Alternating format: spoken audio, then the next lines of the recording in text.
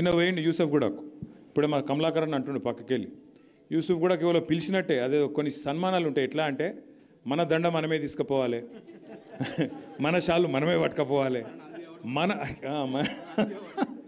అట్లే మనను కపెటోని కూడా మనమే కొంటపోవాలి కొంటపోయి బల్మీట్కి మనది మనం సన్మానం చేయించుకొని ఆడికెళ్ళి రావాలి పెట్టుకున్నాను నిన్న అక్కడ ఒకటి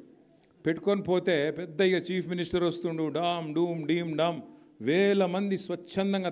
తండాలుగా రండి అంటే ఆడ బారాన కుర్చీలు ఖాళీ ఉన్నాయి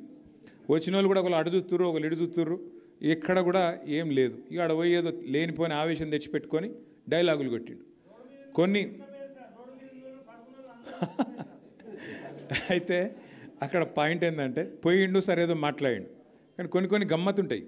అప్పుడప్పుడు మనకు తెలియకుండానే కొన్ని నిజాలు బయటకు వచ్చేస్తాయి రేవంత్ రెడ్డి గారు చాలా చెప్పిండు నిన్న నేను ఇట్లా నేను అట్లా అని చెప్పి ఆఖరికి ఒక మాట అన్నాడు నేను చెప్పిన ప్రతి మాట నిలబెట్టుకుంటాను నేను చెప్తలేను నేనేం దేవుని కాదు